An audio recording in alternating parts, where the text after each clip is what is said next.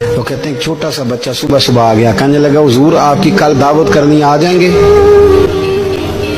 آپ نے فرمایا آ جاؤں گا۔ کہنے لگا میں یتیم ہوں، باپ میرا فوت ہو گیا اور میرا بڑے دل کرتا ہے آپ سے محبت ہو گئی۔ فرمایا کب آؤں؟ اس نے کہا کل آ جانا۔ کیا کھلاؤ گے؟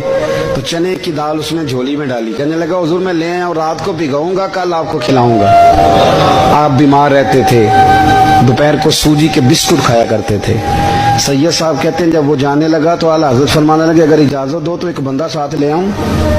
کہنے لگا لے آؤ۔ فرماتے ہیں اس کے گھر گئے تو اندر بیٹھنے کی جگہ بھی نہیں تھی۔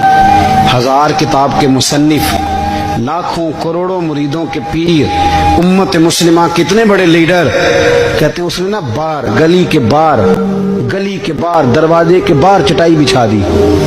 کہنے لگا حضور اندر جگہ نہیں ہے، میری اماں ہے اور آپ عورتوں سے بڑا پردہ کرتے ہیں۔ اعلیٰ حضرت باہر بیٹھ گئے زمین پہ، اس کو کہتے ہیں لاجپال پیر۔ باہر بیٹھ گئے، وہ چنے کی دال لایا اور باجرے کی موٹی روٹیاں۔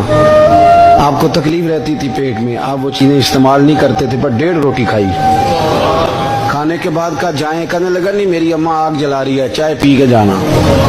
وہ چائے آئی، جو بندہ سڑک سے گزرتا حضور جہاں بیٹھنے فرمایا جاؤ کام کرو، دعوت ہماری ہے تمہاری نہیں، جاؤ اپنا کام کرو۔ وہاں بیٹھ کے کھانا کھایا۔ جب واپس نکلے تو اس بچے نے اجازت دی جائیے۔ واپس آئے تو کچھ چہرے پہ کمزوری کے آثار تھے، کچھ تکلیف پیٹ میں شروع ہو گئی۔ سید صاحب کہنے لگے حضور آپ نے کیا کیا؟ بیمار ہو جائیں گے۔ فرمانے لگے ایوب علی یار بیماری تو ٹھیک ہو جائے گی، پر تو نے دیکھا نہیں یتیم کا دل کتنا راضی ہو گیا ہے، کتنا راضی ہو گیا اس کا دل، کتنا وہ خوش ہوا ہے۔ اور فرمایا جب یتیم راضی ہوتا ہے تو اللہ بھی راضی ہوتا ہے، اللہ کے نبی بھی راضی ہوتا ہے۔ بڑی